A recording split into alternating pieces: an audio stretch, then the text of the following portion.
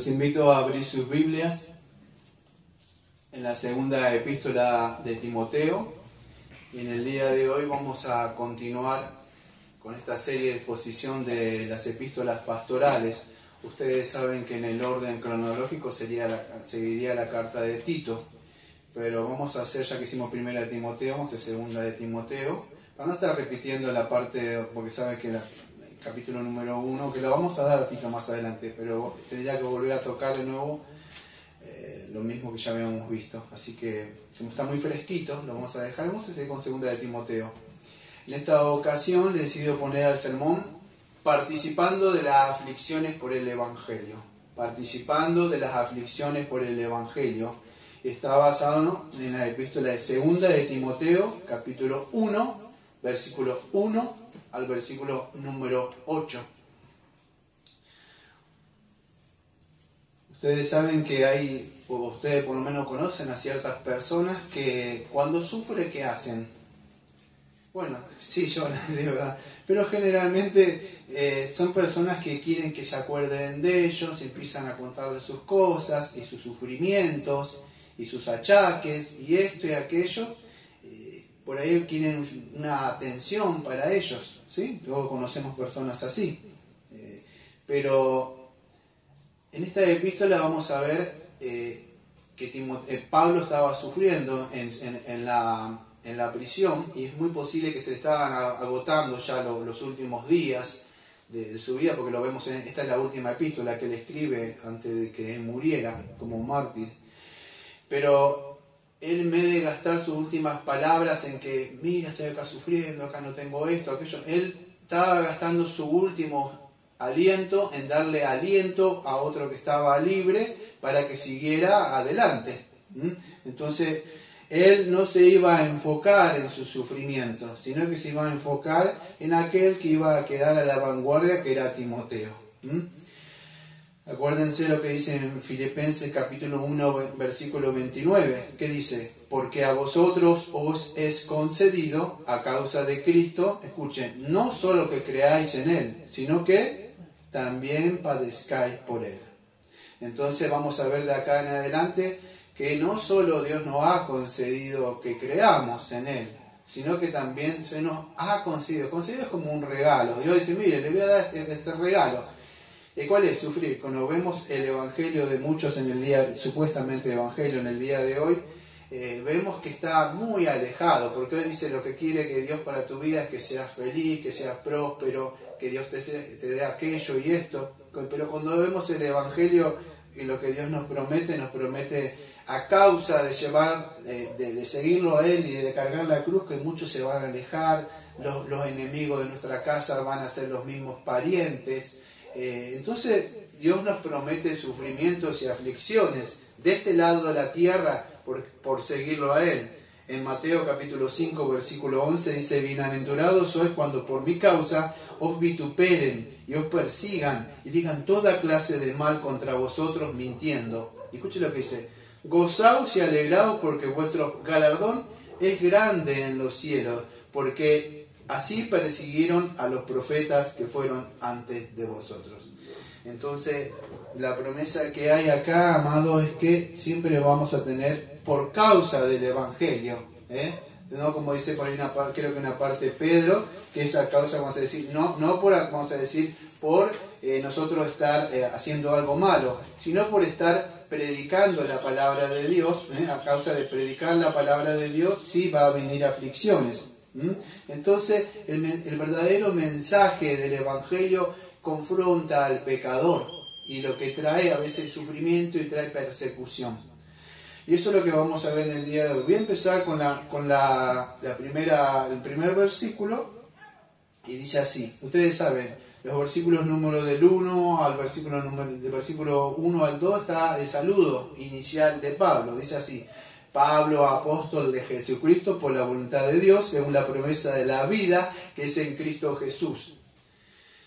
Ese es el saludo inicial. Y dice a Timoteo, o sea, ¿a quién va dirigida? Amado hijo, gracia, misericordia y paz de Dios Padre y de Jesucristo nuestro Señor. Bueno, ese es el saludo inicial. Él se presenta, acuérdese, está diciendo, ¿quién es él? Bueno, él es Pablo. Y él dice apóstol. Apóstol significa un enviado. Ustedes ya lo saben, ya lo vemos muchas veces, pero vamos a aclararlo para aquellos que por ahí nunca han escuchado esto. Pero apóstol es un enviado. ¿Enviado de quién? Escuchen. Está diciendo, soy un enviado ¿de quién? Del Señor Jesucristo por la voluntad de Dios. No voy a entrar en muchos detalles sobre esto, pero ya lo hemos visto muchas veces cuando hacemos las introducciones a las epístolas. Pablo dice, bueno, yo soy el apóstol de Jesucristo. A mí no me comisionó ningún hombre, no me ordenó ningún hombre. Ustedes saben que había ciertas marcas distintivas de un apóstol, o sea, por lo menos que haya visto al Señor Jesucristo, que el Señor Jesucristo lo haya enviado. Entonces, él diciendo... ¿por qué aclaro esto? Porque en el día de hoy hay muchas personas que se dicen que son apóstoles y no son apóstoles, porque hay ciertas marcas. Él dice, una de las marcas es comisionado por Cristo. Cristo mismo lo comisionó. Cuando vemos por la voluntad de esto, bueno, en Hechos capítulo 9, versículo 1 en adelante, vemos que ¿quién fue que lo comisionó? Bueno, el Señor Jesucristo. En Hechos capítulo 26 lo mismo. Lo envió para que rescatara a estas personas y le predicara el Evangelio. Entonces, este es el mensaje que dice Pablo. A mí, primero, principal, está diciendo, me envió el Señor Jesucristo, por la voluntad, por supuesto, del Padre. Pero tengo un mensaje para ustedes. ¿Cuál es el mensaje que tiene Él? Bueno, según la promesa de la vida que es en Cristo Jesús. Ese es el mensaje que tenía Pablo que dar. La promesa de salvación. O sea, es el mensaje de salvación, podríamos decir, esa parte. ¿Qué quiere decir? Resumidamente, significa la promesa de vida que es en Cristo Jesús, es que todo aquel que crea en el Señor Jesucristo, ¿qué es? Va a tener vida eterna. Eso es lo que es vida, o sea, vida espiritual. Ese es el mensaje del apóstol. Como dice en Juan 11:25, yo soy la resurrección y la vida, el que cree en mí, aunque esté muerto, vivirá, y todo aquel que vive y cree en mí, no morirá eternamente. Ese es el mensaje del apóstol, cuando dice ahí, tengo por la voluntad de Dios Padre, y según la promesa que se envía en Cristo Jesús. Entonces, este es el mensaje que tenía el apóstol, o el mensaje que tenía que traer. Un mensaje era un mensajero, tenía un mensaje, como vino el Señor. Entonces, ese es el mensaje. ¿Cuál es? Bueno, el mensaje de salvación. Entonces, ¿pero qué estaba pasando en esa época, amado? Bueno, escuche, vamos a ponerlo en el contexto. Es muy posible que Timoteo, acá vamos a ver un ratito, estuviera tuviendo miedo, estaba perdiendo el desaliento. Vamos a ver más adelante, ¿sí? Sí, está bien. Y vamos a ver dentro de un rato que él lo iba a alentar en esto, ¿sí? O sea, lo iba a alentar acá a Timoteo a que siguiera adelante. Es muy posible que Timoteo estuviera perdiendo el ánimo por llevar esta promesa de salvación que es en Cristo Jesús, ¿sí? Escuchen, en el versículo número 2 dice, a Timoteo, amado hijo, ¿sí? Fíjese cómo se divide esto. En una parte, de alguna forma, dice, bueno, yo soy Pablo el enviado. Pero en la segunda estrofa, en el versículo número 2, ¿qué dice? A Timoteo, amado hijo. Es muy posible, aunque esta parte es como muy personal, esta epístola, es muy posible que supiera, que otro lo hubiera estado leyendo, esta epístola, y entonces él se presenta como apóstol. No sé si puede ya entender. Pero en el versículo número 2 vemos que dice a Timoteo, escuche, amado hijo. ¿Qué vemos en esto? ¿Qué podemos aprender de esto, amado? Fíjese que el amor que tenía Pablo, o sea, una cosa es ser un ministro y otra cosa es tener ese cariño. Un ministro puede siendo ministro y a la misma vez tiene ese amor para los hermanos. Vemos eso en Pablo acá. A Timoteo, fíjese cómo dice, amado hijo. Él era amado hijo en el sentido espiritual. Acuérdense que él fue concebido en el sentido espiritual, aunque la salvación proviene de Dios. Los hombres somos instrumentos. En Hechos capítulo 16 ustedes saben que él lo conoce y bueno, le predica. Ustedes saben que él era un hijo de un padre que creo que era griego, y ahora vamos a ver dentro de un ratito, pero de alguna forma lo concibió espiritualmente. O sea, él lo quería como un hijo, lo apreciaba mucho, en el sentido un hijo espiritual. Esto es el saludo del inicio de la carta. Y fíjese lo que le desea, le dice gracia y misericordia y paz de Dios Padre en Jesucristo nuestro Señor. Entonces le está diciendo que le da este saludo de gracia, misericordia y paz. Quizás algunos de ustedes que están acá hace años ya saben qué significan esto, pero como no sabemos a veces quién está escuchando, por ahí alguno no sabe qué significa gracia, pero la palabra gracia proviene de una palabra que significa charis, o sea, un regalo. Acá, fíjese el orden que está escrito, dice gracia significa gracia, la salvación que Dios nos da, o un favor inmerecido, como dice Efesios 2:8-9, que por gracia sois salvos por medio de la fe, y esto no es de vosotros. Entonces, aunque Timoteo tenía todas estas cosas, nosotros siempre necesitamos la gracia del Señor, no solamente para la salvación, sino continuamente, esa gracia que nos da, ¿sí?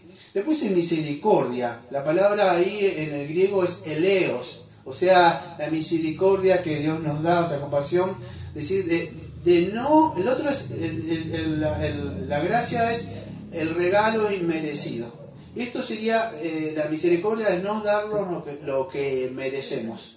¿Sí? O sea, ¿por qué? Porque la Biblia, escuche, él está hablando de la promesa de la vida. ¿Qué merecemos nosotros? Bueno, somos transgresores, somos deudores a Dios, somos pecadores. La misericordia de Dios que habla en Romanos capítulo 9, que dice que yo tendré misericordia de quien quiera tener misericordia. Todos estos regalos, todo esto que proviene de Dios, lo recibimos de entrada. Pero aún así lo necesitamos en nuestra vida diaria, la gracia, la misericordia, porque Dios amado sigue teniendo misericordia a nosotros. Por eso este apóstol, fíjate, no le dice, que Dios te prospera, voy a decretar que te dé un auto y yo voy a... No, él no estaba diciendo, él fíjese todo, incluso oraba por él para que recibiera gracia. Eso es lo que hace un verdadero ministro, amado. Estaba incluso intercediendo por él, pidiéndole que tuviera la misericordia de Dios sobre este hombre, porque todos, amados, merecemos castigo por nuestros pecados. Incluso como cristianos merecemos a veces que el Señor nos corrija y nos disciplina. Eso es el deseo de Pablo hacia este joven Timoteo. Y después le dice paz. Dice gracia, misericordia y paz. La paz que dice en Romanos capítulo 5, versículo 1, que por medio de él somos justificados, tenemos paz para con él, ¿no? Entonces si yo lo anoté. Sí, lo anoté acá, Romanos capítulo 5:1. Escuche, dice, justificados por la fe, tenemos paz para con Dios. Entonces, esa paz, podríamos decir, es cuando tenemos esa ausencia que nosotros estamos alejados de Dios por medio de ¿qué? Del pecado, o sea, enemistados, vamos a decir. Y la paz viene por medio del Señor Jesucristo. Somos esa reconciliación. Ahora, ¿cómo es que nos reconciliamos? Bueno, Dios mismo nos ha reconciliado por medio de sus hijos. Entonces, fíjese lo que Él está diciendo. Bueno, gracia, paz y misericordia te deseo a ti, hijo, le dice. Eso es lo que le está diciendo a Él. La gracia que seguimos necesitando, esa misericordia que necesitamos del Señor y esa paz de Dios Padre y de Jesucristo nuestro Señor. De Dios Padre y de su Hijo, dice la segunda parte del versículo número 2, ¿no? Bueno, esa parte de Dios Padre y su Hijo, Jesucristo, escuchen, ¿de dónde proviene esta gracia? ¿De dónde proviene esta misericordia? ¿De dónde proviene esta paz? Bueno, la fuente de dónde proviene, Pablo nos dice ahí, dice, proviene de Dios Padre y de Jesucristo y de nuestro Señor. Es de dónde podemos tener nosotros gracia, no hay una virgen, no hay un santo, nada que nos pueda dar paz. La gracia viene de Dios Padre por medio de su Hijo, su misericordia proviene también de Él y esa paz para estar con Él. Por eso si usted quiere tener paz de sus pecados, tiene que acudir a la gracia. Ninguna cosa que usted pueda hacer puede reconciliarlo, por más buena obra que quiera hacer. Debe pedir que tenga misericordia, como gritaban algunos, ten misericordia de mí. Esa es la forma.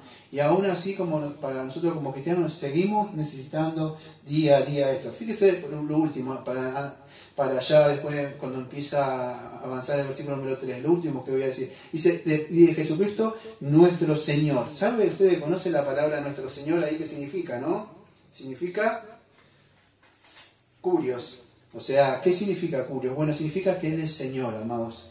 Entonces, cuando Él es nuestro Señor, o sea, no solamente, ya lo hemos dicho muchas veces, no solamente nuestro Salvador, sino nuestro Señor. Y si es nuestro Señor, Timoteo, tienes que obedecerle en todo. Y eso es lo que le está diciendo ahí. Él es nuestro Señor.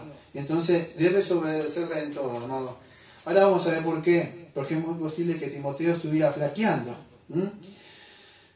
Versículo número 3 dice así: doy gracias a Dios, al cual sirvo desde mis mayores con limpia conciencia, de que sin cesar me acuerdo de ti en mis oraciones noche y día, deseando acordarme al verte de tus lágrimas para llenarme de gozo. Hasta ahí, versículo número 3. Entonces, doy gracias a Dios, dice ahí. Ese doy gracias a Dios que aparece ahí, bueno, fíjese, vamos a empezar entonces la gratitud. La Biblia dice que debemos ser agradecidos. Entonces Pablo empieza dando una acción de gracia. Doy gracias a Dios. Esto que se llama predicaciones positivas, por eso estoy haciendo así. Texto por texto tengo que estar explicando lo que dice ahí. Vamos a ver entonces esto, que es la gratitud, primero de Pablo, que siempre es característico de Pablo, y esa oración que hace Pablo siempre, agradeciendo. ¿Por quién? Bueno, le agradece a Dios por Timoteo. ¿Ves lo que hace un pastor? Siempre agradecer por la vida. Primero, y después va a venir esa exhortación que vamos a ver, pero primero le agradece por la vida a Dios por Timoteo. Esa gratitud que tenía Pablo hacia él. De alguna forma podríamos decir que este ministro está intercediendo de día y de noche por las almas, que es lo que hace un pastor, estar orando, intercediendo, porque sabe que las almas o los hermanos o las ovejitas no están todo el tiempo así, entonces uno tiene que estar orando y orando y orando y orando, eso es lo que vemos ahí. Y vemos también, ¿qué cosa? Un afecto fraternal, algo para mí asombroso, porque estas epístolas son muy personales y muestran el corazón vivo de Pablo, mostrando que solamente lo conocemos fuerte en la lucha, pero lo conocemos con un corazón de pastor también él. No solamente era un hombre duro, era un hombre que tenía amor. Y por eso le dice a él: doy gracias a Dios, al cual sirvo desde mis mayores con limpia conciencia. Entonces Dios nos manda a ser agradecidos continuamente, o que desarrollemos eso, de dar gracias por la vida de las personas. Primera Tesalonicenses 5:18 que dice: da gracias a Dios en todo momento. ¿Por qué? ¿Esto qué es? Es la voluntad de Dios. Entonces a Dios le gusta, amado, que seamos agradecidos, no porque esa persona vio que dan y dicen, se dice gracias, ¿no? No escucharon después a personas que hacen así. No, Dios no necesita la gracia. Pero cuando fíjese esa persona que el Señor Jesucristo sanó, se volvió uno. Dice, los otros 9. ¿Por qué? Porque dar gracias, nosotros reconocemos que Dios nos está dando, que esto proviene de Dios. Nos enseña a ser agradecidos para con Dios. Entonces, eso es, Él no necesita nada, es para mostrarnos a nosotros, que nosotros necesitamos de su providencia. Por eso dice, gracias por Timoteo, porque de alguna forma Él se gozaba por este hombre. Entonces dice, agradecido en Él, o sea, porque Timoteo, vamos a decir, era ese hombre que de verdad Él tenía puesta la mirada sabiendo que iba a morir. Entonces, la acción de gracia, amados, podríamos decir que de todas las características que tiene un cristiano, una de ellas, la que forma la galería de las marcas de un cristiano, es la acción de gracia. Siempre está agradeciendo. Gracias, Señor, gracias. Qué buen momento, como decía Spurgeon, para orar y agradecer. Siempre está agradeciendo a Él. Entonces dice el versículo número 3, dice, el cual sirvo. Bueno, esa palabra sirvo en el griego sería algo así como rindo culto. El cual sirvo con limpia conciencia. Pero es así, doy gracias a Dios, cual sirvo desde mis mayores con limpia conciencia. Desde mis mayores, algunos creen que, vamos a decir, que dice desde mis mayores. Creo que desde mis mayores. No. Sino, algunos creen que, ¿cómo aparece en tu Biblia? Desde mis mayores. Desde mis mayores. Bueno, algunos creen que está hablando de sus antepasados. O sea, de sus antepasados, así como mis mayores, mis antepasados, según la traducción que tenga, sirvieron, yo también estoy sirviendo. No me voy a frenar mucho en esto porque si vemos la vida pasada de Pablo, vamos a ver que él le servía de alguna forma, vamos a decir, mal, porque él quería que le servía, y algunos creen, vamos a decir, que desde que le servía, desde que él fue salvo, o sea, ahí, con su limpia conciencia, ¿sí?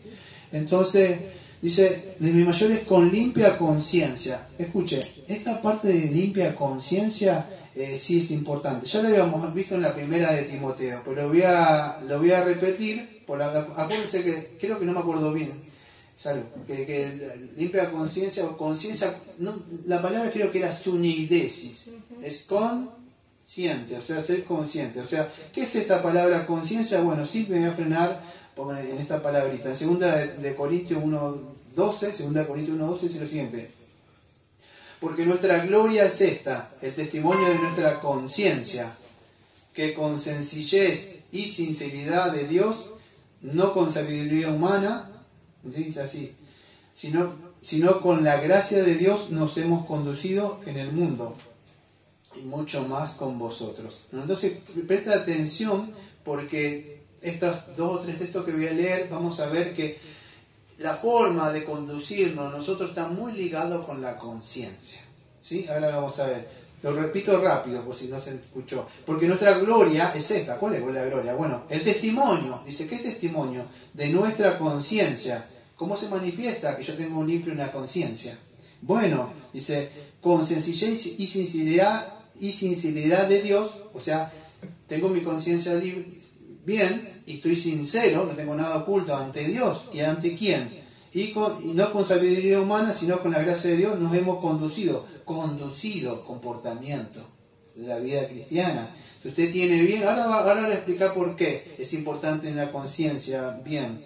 En el mundo y más con vosotros. Entonces la conciencia, sin más preámbulos me voy ahí para que vea la diferencia. Creo que no lo tengo marcado, creo que es en Efesios 4:17 o 18, aunque ya lo habíamos visto.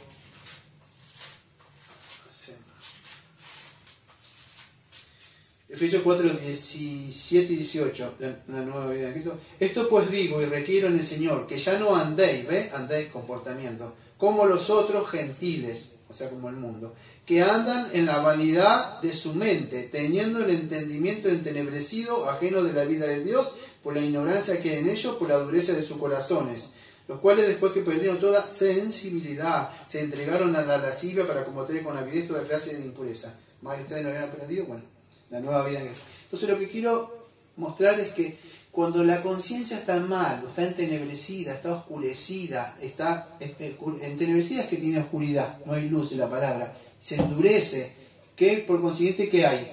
Bueno, una vida mala, por eso dice mal comportamiento, se conduce mal, entonces vaga en sus propios corazones, pero cuando la mente está buena, o sea, iluminada por la palabra, conducida por la palabra de Dios, guiada por el Espíritu Santo, nuestra vida se manifiesta viviendo una vida de piedad para con Dios y dando testimonio de Él ante las personas. Entonces Pablo, vamos de nuevo, a ver si he servido, muchas veces, bueno, se le digo, pero el asunto es no servir en una iglesia, el asunto es si yo le sirvo a Dios o rindo culto con una limpia conciencia. ¿Qué pasa? Entonces cuando estoy yo solo, no con los demás. Entonces, con limpia conciencia, dice Pablo, en Romanos capítulo 2, versículos 14 y 15, me decidí frenar acá porque este puntito es importante. Romanos 2, 14 y 15, ¿qué dice que puso Dios en nosotros? La conciencia, ¿se acuerdan? Dice que es lo que lo va a acusar, creo que al hombre en el día del juicio final. Por más dice, no tuvo ley, nadie le predicó, pero fíjese lo que dice Romanos capítulo 2, versículo 14, porque cuando los gentiles que no tienen ley hacen por naturaleza lo que es de ley, o sea, una persona sabe que no tiene que robar, nadie le dijo nada, no, dice Éxodo 20 que no, bueno, no sabe, por eso no roba. ¿Por qué? Porque la ley está dentro de nosotros. Hacen por naturaleza lo que es la ley, esto aunque no tengan la ley, son ley para sí mismos. Y acá está, mostrando la obra de la ley, escrito en sus corazones, dando testimonio su conciencia, acusándolo, defendiéndole de su razonamiento. Por supuesto, algunos más, algunos menos, ¿sí? No nos podemos guiar tampoco por la conciencia al corazón, porque dice Jeremías capítulo 17, versículo 9, que el corazón es engañoso. Usted mira, sí, pastor, pero eso para el inconverso, es verdad. Pero escuche, hay muchos cristianos que se guían por el corazón o los sentimientos a veces, y ese sentimiento, cuando no está guiado por la conciencia, a veces puede ser perjudicial. Por eso que la conciencia siempre tiene que estar, como decía Bunyan en la Guerra Santa, el señor archivero, Usted no lo puede tirar para atrás como decía Freud. Lo tiro para atrás a las cosas buenas. Entonces, vos al inconsciente. ¿Por qué? Porque usted se hace insensible, hace lo que bien le parece, cada uno, pero usted es como que saca lo que le dice lo que está bien, está mal. Entonces toma decisiones de acuerdo a como usted quiere, bien le parece. Usted no puede hacer eso. Entonces Dios nos puso una conciencia, ¿sí? Para que siempre nos esté hablando, y eso por medio de la palabra. Y esas personas se habían descarriado. Ustedes ven que había uno que no me acuerdo si se llama Alejandro, Emilio, Fileto, negando la resurrección de los muertos, porque su conciencia se había entenebrecido. Entonces la conciencia, escuche, es lo que nos dice o nos acusa, pero siempre cuando está guiado por medio de la palabra, o nos da gratificación. Bien, está bien esto porque la palabra nos va enseñando el camino que debemos andar. En Hechos capítulo 23, versículo 1, que dice: entonces Pablo, mirando fijamente al concilio, dijo: varones hermanos, yo con toda buena conciencia he vivido. Escuche, una vez más, conciencia, la mente que tengo me hace consciente de mis cosas de bueno o malo, que me dice: he vivido. Por eso con la mente está buena, no está entenebrecida por el pecado. Yo digo, yo hago lo que quiero, a mí me parece que esa es su forma de pensar. No, mi conciencia tiene que estar ligada a la palabra de Dios. Entonces, cuando tengo una mente, una conciencia susceptible, una conciencia siempre a la palabra de Dios, se va a mostrar en una vida, amado. Por eso, con una buena conciencia he vivido. Conciencia, comportamiento. ¿Y dónde he vivido? Dice Pablo. Yo con toda buena conciencia he vivido, escuche, delante de Dios hasta el día de hoy. Entonces, todos nuestros días debemos ser guiados con nuestra conciencia. Dios de alguna forma nos dice: hijo, hija, está mal. O viene el pastor, viene un hermano, y dice: no, lo que estás haciendo está mal, esto. Y usted, si se empieza a endurecer, se va a cauterizar, amado. Entonces, la conciencia nos tiene que llevar a vivir de acuerdo a lo que creemos. Yo no puedo decir que creo una cosa cuando yo en mi mente sé que de verdad soy un hipócrita, que no la estoy viviendo. Entonces es así. La conciencia me va a llevar ante los ojos de Dios a vivir una vida de piedad, y ante los hombres a hacer, como vimos la otra vez, a vivir una vida de justicia y de rectitud. ¿Sí? Entonces es así. Que Dios nos ayude a mantener una mente y una conciencia bien delante de Él y delante de los hombres, porque eso se va a ver en el día del juicio. Dios dice que va a sacar a todo lo que estaba oculto y va a mostrar lo que estaba en tinieblas. Entonces, que desde ahora podamos ser sinceros, ¿sí? En Hechos 24:16 dice: y por esto procuro tener siempre una conciencia sin ofensa ante Dios y ante los hombres. Entonces, la forma, ¿cómo puedo hacer, amado, para tener una conciencia bien? Ahora que, bueno, sabemos que el ser humano caído tiene la conciencia mal, pero como cristiano, como iglesia, bueno, ¿cómo puedo hacer para no? Me voy endureciendo, me escuchando, como pasa en el libro. Bueno, la forma, ¿cuál es? ¿Por qué se endurece la conciencia? Porque yo, sí, muy bien, es por la palabra, pero me voy haciendo insensible a la palabra, a lo que dice la palabra. No confieso mis pecados, me los voy guardando. Y usted, cuando va guardando mugre, es como una casa que se ensucia. Deja tiene una cosa, y usted, ¿cuánto se le hizo un basurero? Pero así es la mente, como empieza a guardar, y no confiesa los pecados, y de momento se endurece. Y usted ya se olvida de esa cosa. Es como tiene muchas cosas así, y dice: uy, mira lo que me encontré. Pero tenía un montón de... Bueno, así va pasando. No, es continuamente confesando, como dice Juan capítulo 1, versículos 8 y 9. Debemos estar continuamente confesando. No debemos guardar para que no se endurezca, ¿sí? Es como vio cuando usted va cayendo algo, que yo hablaba la otra vez en la tierra, que me encontré una cosita que yo hago un ejercicio. Pero ¿qué pasó? La tierra, ¿qué pasó? Lo fue tapando. Y así se van cubriendo los pecados. Y el que encubre el pecado nunca va a prosperar. Entonces, eso es lo que debemos hacer. No debemos dejar que se endurezca o se ponga en tiniebla la mente o la conciencia, ¿sí? Entonces, utilizar los elementos de gracia, la oración, el estudio de la palabra, congregarnos, hablar con hermanos, todas esas cosas nos mantienen siempre con la mente, con la conciencia así. Es como la conciencia es como un autito que se limpia continuamente el parabrisas. Dejar, o sea, siempre está limpiando, es así. Pablo sigue diciendo entonces en el versículo número 3, dice, bueno, hasta ahí vamos a hacer la parte de esa, la conciencia, que me pareció importante. Porque vamos a ver más adelante, acuérdese que otros se habían endurecido. Acuérdese en el capítulo número 1 que yo no me acuerdo. El último texto, dame un segundo. Creo que era 1 Timoteo, era en los versículos número 16, 17, 18, 19, que, a ver. 1 Timoteo capítulo 1, versículo 19. Manteniendo la fe y buena conciencia, le dice a Timoteo. Capítulo 1, versículo 19 de 1 de Timoteo. Manteniendo la fe y la buena conciencia. Fíjate, le dice eso. Mantén la doctrina, la fe y buena conciencia. Y fíjate lo que después dice. Desechando, la cual naufragaron en cuanto a la fe algunos, de los cuales son Himeneo y Alejandro, al cual entregué a Satanás porque para que aprendan a no blasfemar. En una parte de acá, fíjese, Pablo le dice, manteniendo la buena conciencia. Y estos hombres no habían, ya lo habíamos visto, ya lo habíamos considerado. No habían mantenido una buena conciencia. Y eso los llevó a que se descarriaran, ¿sí? Y la conciencia, acuérdese, tiene que estar guiada por la palabra de Dios, no lo que a mí me parece bueno o malo, ¿sí? Vamos a seguir entonces. Me acuerdo de ti, mi conciencia, de que sin cesar me acuerdo de ti en mis oraciones de noche y de día. Fíjate lo que dice, la intercesión de Pablo, ¿qué dice? Para él era una práctica, todo el tiempo orando. La intercesión de él era constantemente o sin interrupciones. Me acuerdo de ti en mis oraciones. Usted podría estar preso en algún lado sabiendo que, ¿y qué estaría pensando? Ay, pobre de mí. Pero Pablo, ¿qué decía? Aunque yo estoy preso, el Evangelio no está preso, él seguía hablando, no estaba, perdón lo que voy a decir, hay personas que les gusta dar lástima, amados, lo único que cuenta sus cosas, que aquello, me sucede esto, aquello, me duele esto, la espalda, la cabeza, no me alcanza, esto, aquello, y parece como que, no sé, uno fuera como un psicólogo, que le está escuchando todo, pero Pablo no era así, fíjese, él tenía un montón de cosas, y aún así le estaba dando palabra de aliento para que este hombre siguiera, ¿sí? Entonces estaba orando constantemente. Me acuerdo de ti en mis oraciones de noche y de día. La palabra oraciones en el griego creo que es desis. O sea, significa súplicas. O sea, pero no una oración, bueno, Señor, acuérdese de la hermanita o del hermanito, así. No. Esto es una súplica. Clama de una forma de la túnica del Señor y tira.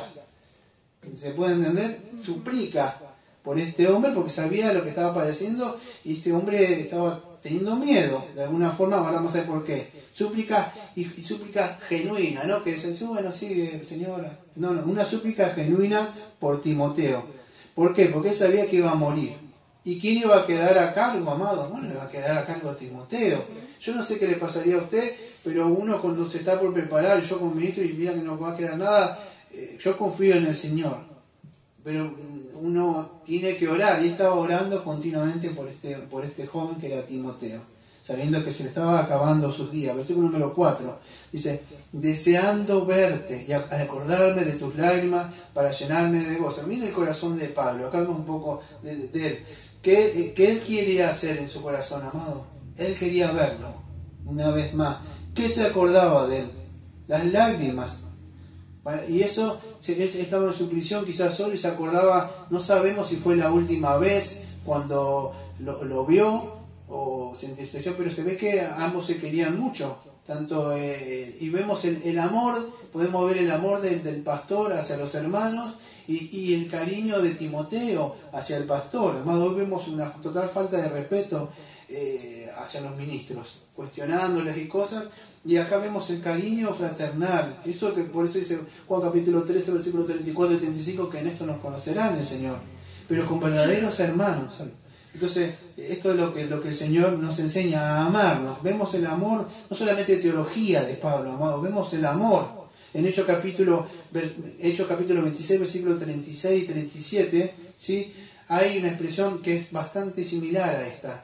Cuando dice, acuérdense que se está despidiendo de Pablo, de sus hermanos, creo que es en Efeso, justamente le dijo, hermano, o sea, los pastores no me van a volver a ver ya más, quizás sea la última vez. ¿Y qué hicieron todos? Se pusieron a llorar de que Pablo se estaba yendo, en Hechos 26, cuando está por partir. Y él en esa misma parte le dice, muchos de entre vosotros se levantarán como lobos rapaces. Bueno, en esa parte se ponen a llorar, porque lo amaban mucho a Pablo, sabía el esfuerzo que él había hecho Entonces, que no lo verían más a él. Y ahí podemos ver, amados, dos cosas para nosotros. El amor del pastor, no solamente enseñar, él no es solamente alguien que lucra, él de verdad ama a las personas. Y el amor de la congregación para con él. Y es lo que dice Juan capítulo 3, 74 y 75, lo que dije, que esta es la marca donde el Señor nos van a conocer. Acá no nos van a conocer por estar tirándonos en el suelo, hablar lengua y hacer milagros, no. Es el amor que se tiene, el verdadero amor.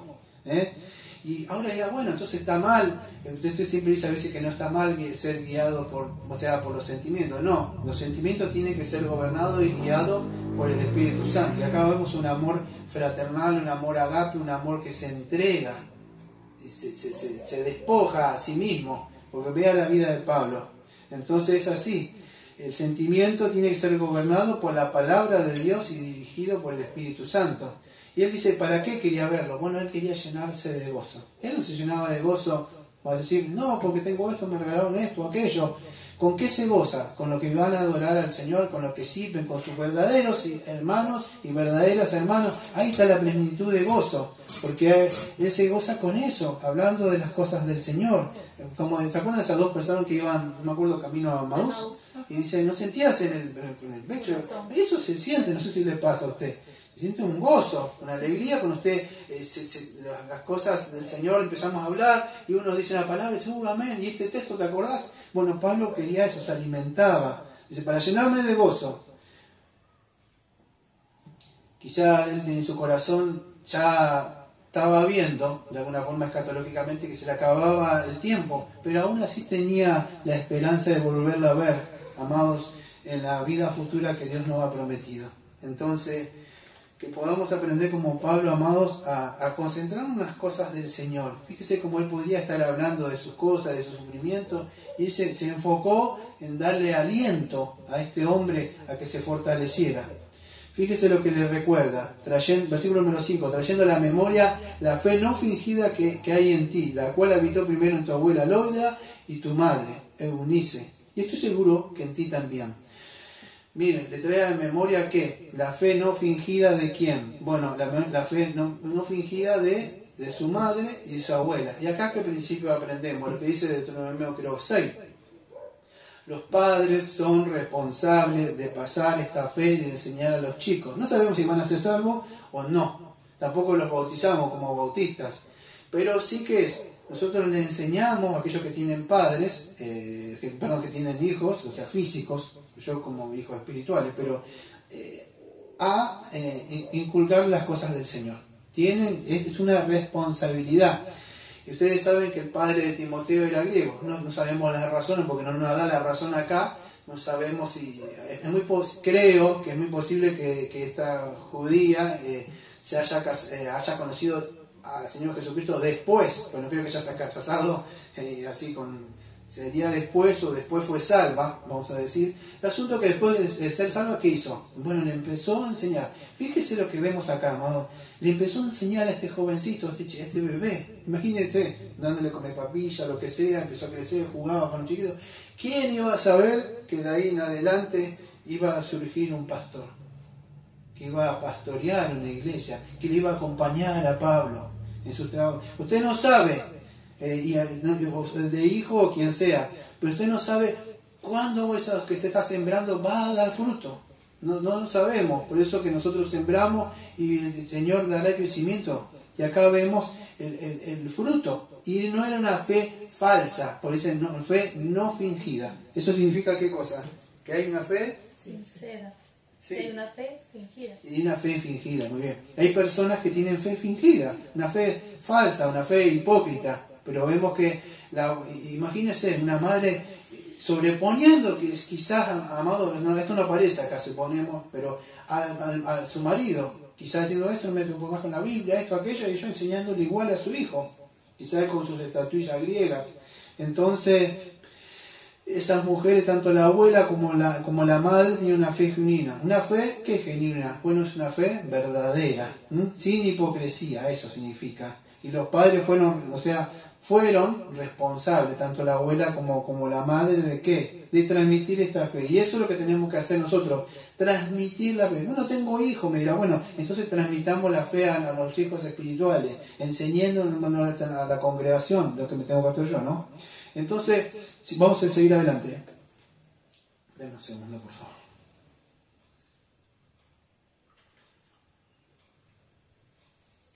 La cual habitó primero en tu abuela Loida. Y escucha, dice, en tu madre Eunice, estoy seguro que en ti también. Y acá ya va empezando el tema. Le dicen, estoy seguro que en ti también. Timoteo, tú no tienes una fe fingida. Versículo número 6. Por lo cual te aconsejo que avives el fuego del don de Dios que está en ti por la imposición de mis manos. Escuchen. Acá no está hablando de ningún fuego pentecostal. No me estoy burlando, porque muchos dicen, no, hay que avivar el fuego. No está hablando del fuego, es el fuego espiritual o fuego pentecostal, nada de eso. Está diciendo el fuego, o sea, o el don. Creo que en 1 Timoteo 4, creo que es en el 4:16, no me acuerdo bien. A ver, no, a ver, después no, 4:13, no me lo acuerdo bien. No, 4:14 es. El 4:14. A ver. El 4:14 es. Sí. No descuides el don que hay en ti, que te fue dado mediante la profecía con la imposición de mano del presbiterio. Ese don, habíamos visto, ese llamamiento a ser pastor. No es que se le pasa el don porque le imponen la mano, sino que es, podríamos decir, la ordenación oficial. Le ordenan o le dan, o sea, lo comisionan o le dan el permiso para que él esté llevando a cabo eso. No descuide. Eso es. Y acá vemos el consejo de Pablo. O sea, le está dando un consejo, una exhortación a él, que de lo que él venía hablando, o sea, lo venía preparando. ¿Cuál es? Bueno, avivar. O sea, avivar, la palabra es, yo la busqué, es anasopureo. Anasopureo. Bueno, ahí lo que encontré, escuche, no sé si algunos han preparado un fuego, no digo asado porque como está el asunto, pero un fuego, o sea, veo aquello que tiene memoria, si no busquen ahí que es asado, pero lo que preparan con carbón, a veces en momentos se apaga.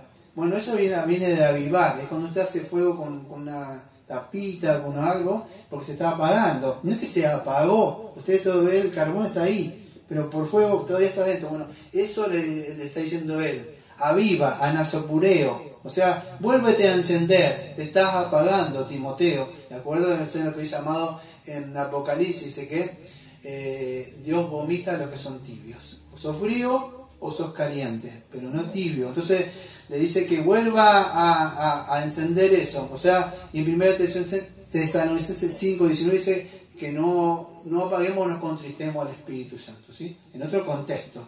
Pero entonces, escuche, volvamos a la conciencia de nuevo. Él se empezó a apagar. Y me gustaría hablar un poco ahora. Escuche, hay algo que se llama ánimo. O sea, dentro de nosotros. Es el ánimo. Yo estuve estudiando un poco esta semana. Porque leyendo un poco sobre la palabra ánimo, y ¿por qué iba a decir? Bueno, ahora se van a dar cuenta, porque Pablo lo que estaba perdiendo, el dominio propio, y ese dominio propio, y estaba, de alguna forma se empezó a decaer, se empezó a apagar. ¿Pero qué tiene que ver con que había fuego? Ahora se va a dar cuenta. El problema de Timoteo es que estaba perdiendo el ánimo. Entonces yo estoy buscando un poco, digo, ¿qué es esto del ánimo? ¿Por qué una persona uno le tiene que estar empujando siempre? Está diciendo las cosas. ¿Por qué lo tiene que estar animando a la persona? Y otros no hace falta, él da ánimo, él le dice que hay que seguir adelante. ¿Por qué la diferencia? Bueno, el ánimo, amado, se refiere a un estado emocional o un estado mental. Y esto nos ayuda un poco. O sea, las cosas que hacemos nosotros, amado, responden un poco a nuestra mente. Nosotros somos resultado de lo que comemos, el físico, y nosotros somos el resultado de lo que pensamos. Pues es renovar vuestro entendimiento. O sea, lo que yo pienso es cómo voy a actuar, por consiguiente. Entonces, es un estado emocional el ánimo. Una persona, vamos a decir, puede tener una buena disposición mental y en un momento no puede tener no una buena disposición mental. Y todo esto sucede en momentos específicos de nuestra vida, ¿sí?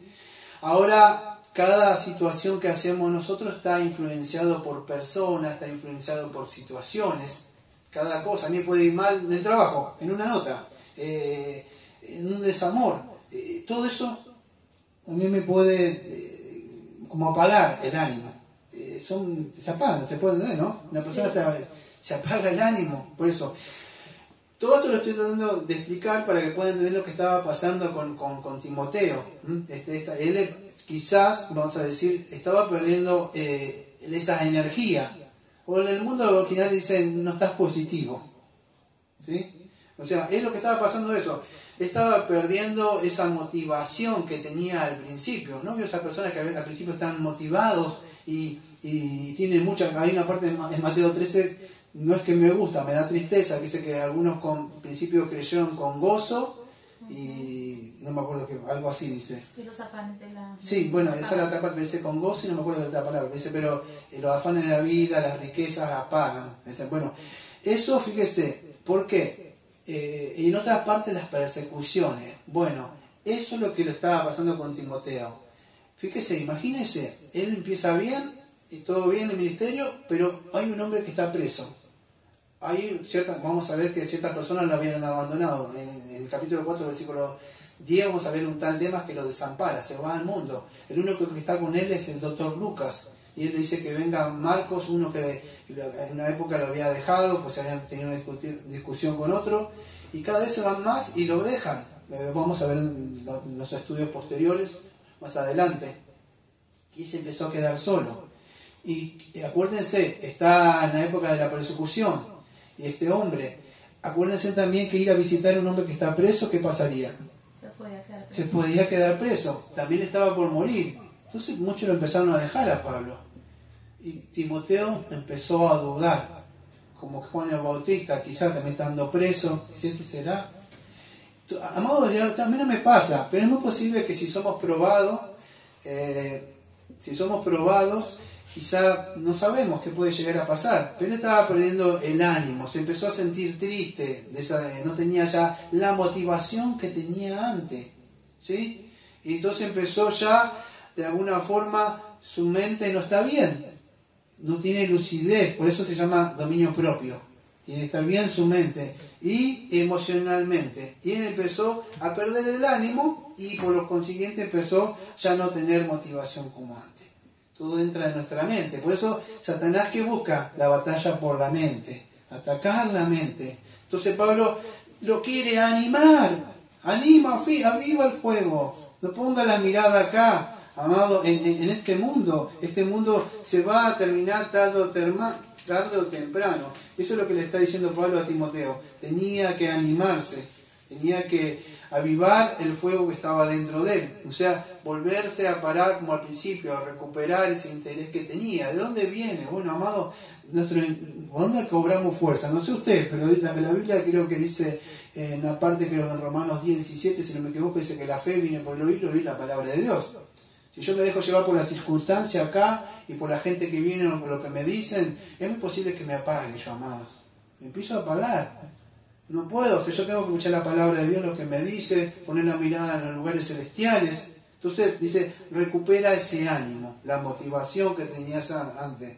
Es así. ¿Cómo? Bueno, acuérdate de que tu fe no fue fingida, acuérdate de que te nombramos para este llamamiento. Dios te llamó. Acuérdate que yo soy un apóstol, te estoy mandando, te estoy ordenando. ¿Sí? Debes levantarte, debes seguir. Dios no te dio un espíritu de cobardía, le va a decir en otro versículo. Si decidiste seguir a Cristo, te enrolaste, vamos a ver más adelante como militar, debes cargar una cruz, tienes que saber que te van a abandonar tus familiares, te van a dejar muchas personas como a Cristo lo dejaron. Vas a sufrir, tienes que dejar todo, tienes que confiar en Cristo. No es para cualquiera el cristianismo, amado. Entonces dice, es muy posible que él estaba perdiendo la fe, la esperanza, por eso viene el desánimo, ¿sí? Y el temor, ¿qué hace? Paraliza, amados. Entonces, él le dice que no dude de la fe, ¿sí? que Dios no le dio un espíritu de cobardía. Eso es lo que le está diciendo ahí. Timoteo, levántate. Le está diciendo él como en una parte, acuérdense en Filipenses capítulo 2, versículos 12 y 13, presta atención, dice: por tanto, amados míos, como siempre habéis obedecido, no tanto en mi presencia solamente, sino mucho más ahora en mi ausencia. ¿Qué le dice? Ocupaos en vuestra salvación con temor y temblor. Temor, ¿Cómo? No entiendo. 35 días. Gracias. Con temor y temblor. Fíjese, ocuparme, no para salvación, sino para esa santificación. Es mi responsabilidad. Y algunos dicen, no, cuando Dios me mande el Espíritu y me haga yo, Dios ya nos dio su Santo Espíritu. Es nuestra responsabilidad ocuparnos. Versículo 13 dice, ¿por qué? ¿Por qué me puedo ocupar? Porque Dios es el que en vosotros produce así el querer como el hacer por su buena voluntad. En 1 Timoteo 4:14 dice, no descuides el don que hay en ti, que te fue dado por mediante la profecía con la imposición de las manos del presbiterio, o sea, los pastores. Entonces aviva el don. O sea, ¿qué es ese aviva el don? Está diciendo, avivar el don, amado, escuche, es como lo que no se usa se pierde. Entonces le está diciendo, pon en uso. Es así. O sea, todos tenemos un don, amado. A todos se nos fue un don. Y acuérdense a la parábola de los dones. Dios nos va a pedir cuenta. Nosotros somos administradores de multiplicar. No nos podemos decir, no, me quedo acá con este don y ya está. No. Avivar ese don. Producir fuego. O sea, en el buen sentido fuego, ¿no? No se entiende mal. Entonces, es así. Lo que no se usa se empieza a debilitar o se queda. Pero yo tengo que usar, administrar bien. El que sabe de administración sabe eso. Si yo tengo un peso, o 2 o 3, tengo que administrar, tengo que ver cómo multiplico esto. En principio, no sé si está mal de administrar. No me puedo quedar porque eso se desvaloriza. Tengo que generar. Bueno, en el sentido de riqueza espiritual, genera esto. Porque el Señor te va a decir, ¿qué hiciste con los 2? No, ya acá está. No, esto no. 2, 4. Entonces, esa es la palabra, aviva el don. No permitas que se te desmejore, está diciendo eso. Pero ¿por qué viene? Por la falta de desuso, amado. Usted no puede decir que es un cristiano y tiene un don y no lo usa. Entonces, Pablo está diciendo, haz eso. Versículo número 7. Bueno, acá viene la parte más conocida. Dice, que vives el don que está en ti por la impresión. Porque no nos ha dado Dios espíritu de cobardía, sino de poder, de amor y de dominio propio. Fíjese, ¿por qué podemos hacer esto? Porque Dios nos ha dado un espíritu de cobardía. Esta palabra, escucha, espíritu de cobardía, ¿sí? Muchos creen que es el Espíritu Santo, pero no es el Espíritu Santo acá, sino el espíritu que aparece bien está escrito con minúscula acá, ¿sí?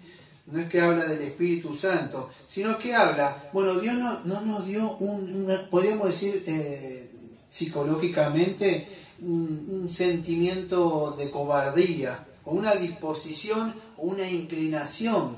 Dios nos dio ese espíritu a nosotros, o sea, y es más, estamos hablando de un pastor. Usted no puede estar así, un ministro, porque no, y tampoco ser un gritón o un manda más, pero Dios te dio ese poder, esa autoridad para hablar. Por eso una parte de Pablo dice, yo sé a quién he creído.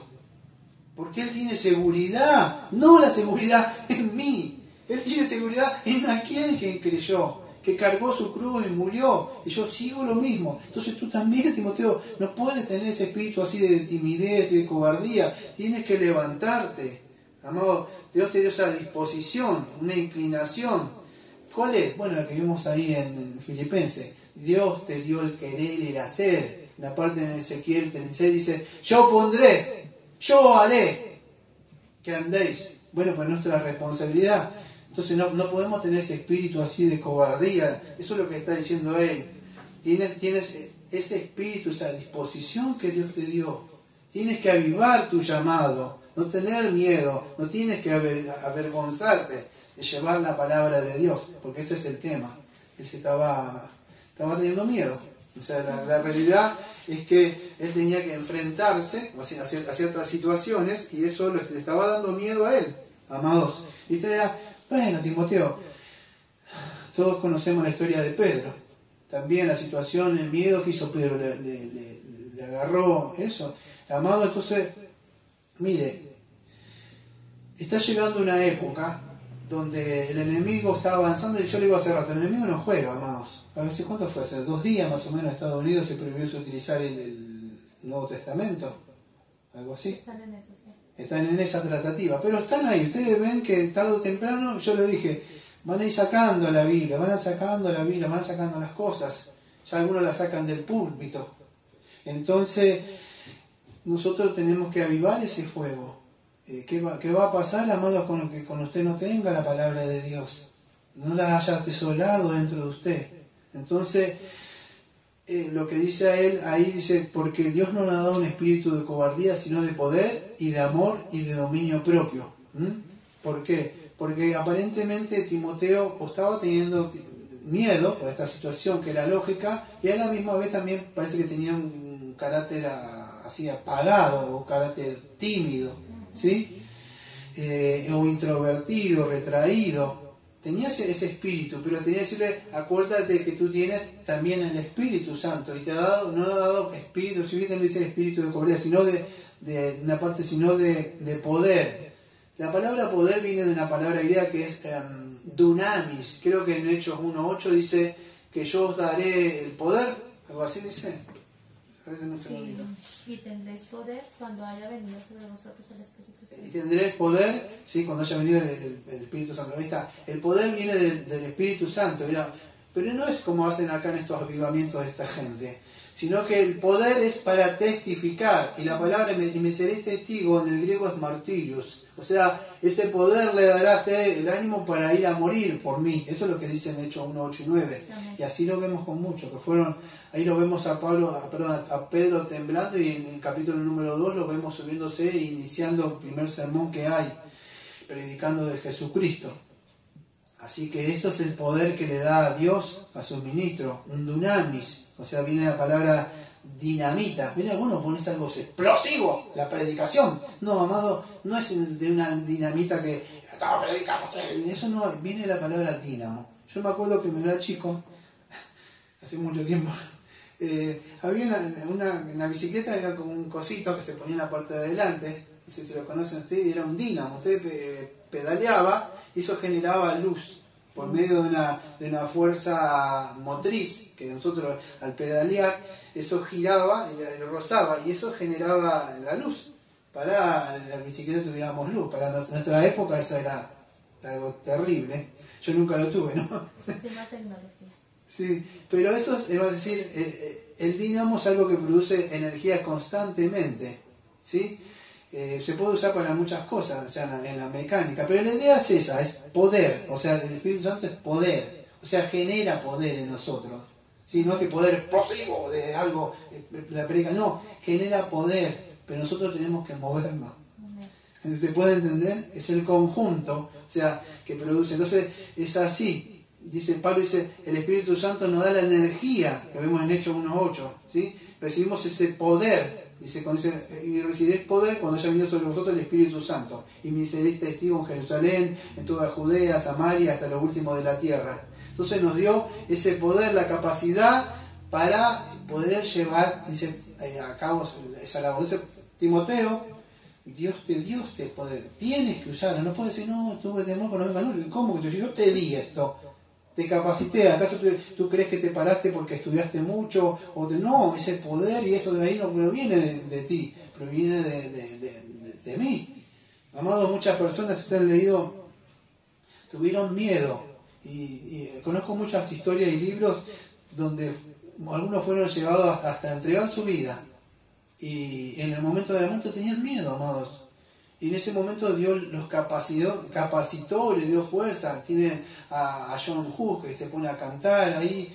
Tienen a muchos que murieron, amados. Le dieron el poder para poder soportar en ese momento. Entonces dice, tú tienes ese poder del Espíritu Santo. Te ha capacitado. No es que proviene de Él. Y no solo eso, sino dice, y poder de amor y de dominio propio. Esa palabra de amor en Romanos capítulo 5:5 dice, porque el amor de Dios ha sido derramado en nuestros corazones, escuche, por el Espíritu Santo que nos fue dado. Entonces, ¿de dónde viene este amor? Del Espíritu Santo, ¿sí? Que nos fue derramado en nuestros corazones. En Mateo 22, versículo 37-40 dice, ¿cuál es? ¿Cómo vamos a saber que tenemos este amor? Bueno, es cuando amamos a Dios con todo nuestro corazón, con toda nuestra alma, con toda nuestra mente. Y también el segundo mandamiento, que amarás a tu prójimo como a ti mismo. Entonces te ha dado ese amor. ¿Cómo me puedes decir que tienes, vamos a decir, el poder de Dios cuando eres cobarde, te avergüenza? ¿Cómo me puedes decir que tienes el amor cuando ese amor no le estás amando, no estás llevando a cabo la obra que Dios te mandó? Y ese amor de amarle a Él. ¿Y cómo las personas van a saber si tú tienes el temor de hablarle? ¿Quién le va a predicar? Porque amar eso, si los amas, le vas a predicar.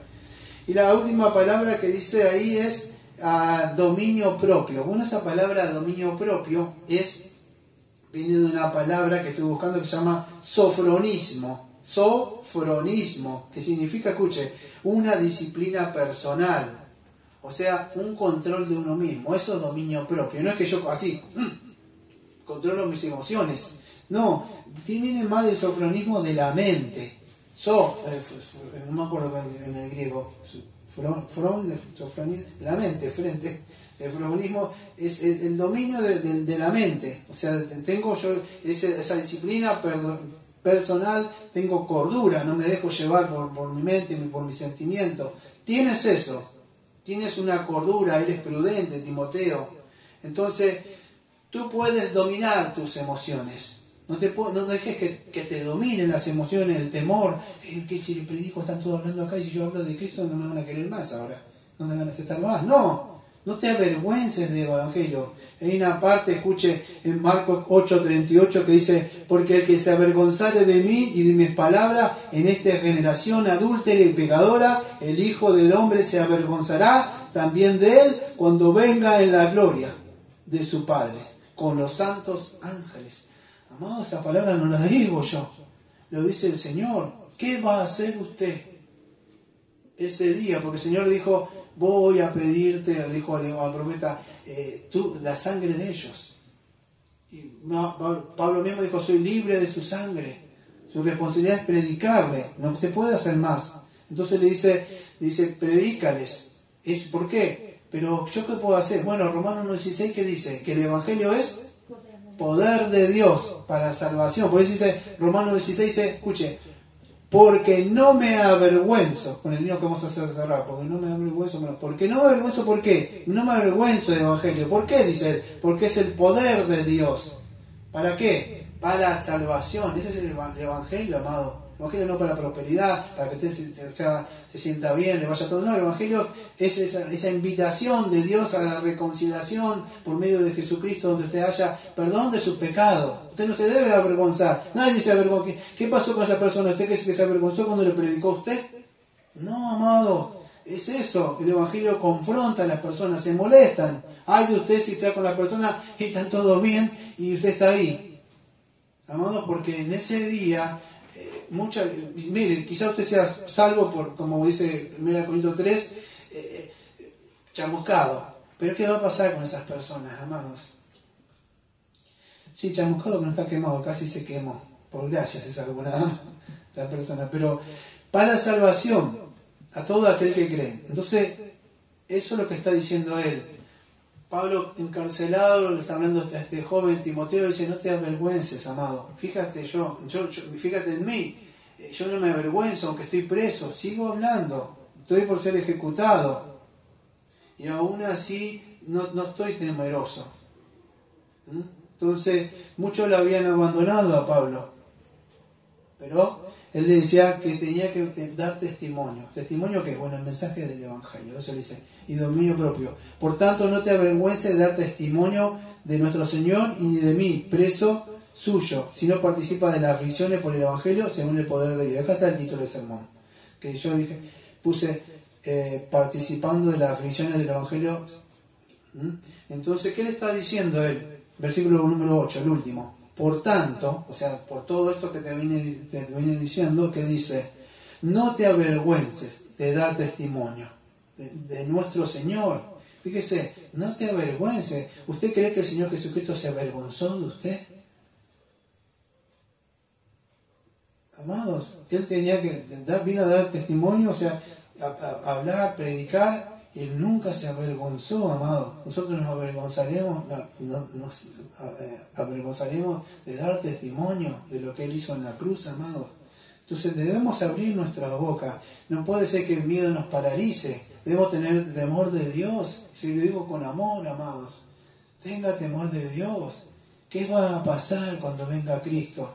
No el pastor Daniel que le dice, Cristo, cuando diga, se aparezca ahí en su gloria y diga, te avergonzaste. Estén todas las personas ahí. ¿Qué va a pasar, amado? ¿Qué hará? ¿Huirá usted, como dice Juan, avergonzado por no haber hecho lo suficiente? Y téngalo por seguro que Dios no necesita a usted. Si no lo hace usted, lo va a hacer otro. Porque es así. Entonces no se avergüence, dice Pablo. Entonces, Pablo quería, vas a decir que Timoteo, que iba a quedar a cargo, que él cobrara ánimo, amados. Le estaba dando ánimo, fíjese a él. Mismo Pedro, ¿cuánto fue? 3 veces fue que le dijo, no conozco a este hombre, mujer. No tengo nada que ver con él. Es así. Pero Pablo, que le está diciendo, de alguna forma le está haciendo una invitación, como Pablo, cuando muchos se fueron y el Señor Jesucristo se da vuelta y le dice, ¿y ustedes también se van a ir? ¿Y qué le dijo Pedro? ¿A dónde iremos, Señor? Solamente tú tienes palabra de vida eterna. Cuando el sufrimiento, la aflicción viene por causa de Cristo, muchos abandonan, amados. Pero Pablo le dice a Timoteo, ven conmigo, Timoteo, participa del sufrimiento, que el Señor nos permite esto, porque no solo nos concedió que creamos, sino que padezcamos.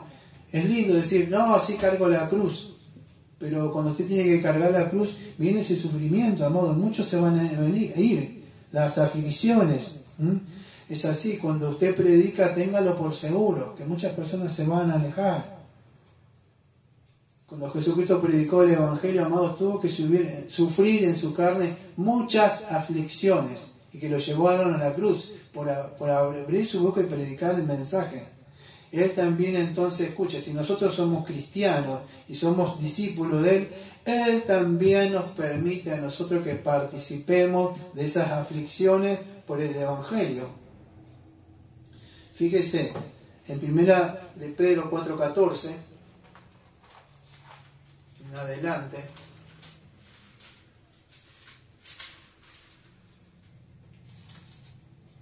dice así: si sois vituperados por el nombre de Cristo, sois bienaventurados, porque el glorioso Espíritu de Dios reposa sobre vosotros. Ciertamente de parte de ellos Él es blasfemado, pero por vosotros es glorificado. Si no lo entendió, se lo voy a leer más despacio. Si sois vituperados por el nombre de Cristo, lo que dijo Mateo 5:11, 12, porque por mi nombre, soy bienaventurado. ¿Dónde viene la bienaventuranza? No, la riqueza, no. Es cuando usted se le dicen cosas por causa de Cristo. Fíjese, ¿por qué? Lo voy a leer despacio. Porque el glorioso Espíritu de Dios reposa sobre vosotros. ¿Cuál es la marca de que usted tiene el Espíritu? Porque habla en lengua. No, porque he hecho Espíritu. Dios dice, una de las marcas de ahí es que cuando usted vaya a llevar el glorioso mensaje del Evangelio y usted le digan cosas por Cristo, el apóstol Pedro, que sabía de esto, de lo que es negar a Cristo, pero él también sabe, parece, dice, una de las marcas de usted es que cuando usted le digan cosas por el Evangelio, esa es la marca que usted tiene en el Espíritu Santo. Usted no tiene temor de hablar. Y eso dice, ¿por qué? Dice Pedro. Porque dice, el glorioso Espíritu de Dios reposa sobre vosotros. Porque usted va a ser atacado, amados. Usted va a confrontar a una persona con un pecado y el pecado va a abrir el ojo y le va a atacar. Entonces dice, así que ninguno de vosotros padezca, le dice, como homicida o ladrón o malhechor por entremeterse en lo ajeno. Pero si alguno padece como cristiano, no se avergüence, sino glorifique a Dios por ello, porque es tiempo de que el juicio comience en la casa de Dios, y si primero comienza por nosotros, ¿cuál será el fin de aquellos que no obedecen el Evangelio? Entonces, fíjese lo que está diciendo él, que una de esas marcas distintivas también del cristiano es que cuando él empiece a hablar, va a ser confrontado él, lo van a atacar, pero una marca de que él predica y no se avergüenza es que el glorioso Espíritu Santo está sobre él, él infunde poder, ¿sí? Vamos a cerrar con el último texto y ya vamos a orar. Filipenses 1:12.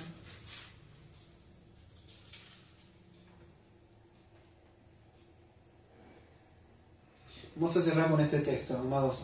Acuérdense de estos dos textos, porque el que se avergüence de mí y de mis palabras en esta generación adúltera y pecadora, el Hijo del Hombre se avergonzará también de él cuando venga en la gloria de su Padre con sus santos ángeles.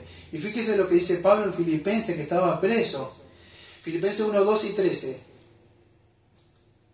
Hablando que para él el vivir es Cristo y el morir es ganancia. Dice, quiero que sepáis, hermanos, que las cosas que me han sucedido han redundado más bien para el progreso del Evangelio, de tal manera que mis prisiones se han hecho patente en Cristo en todo el pretorio y todos los demás. Y empieza hablando, y la mayoría de los hermanos, cobrando el ánimo al Señor de mis prisiones, se atreven mucho más a hablar la palabra sin temor.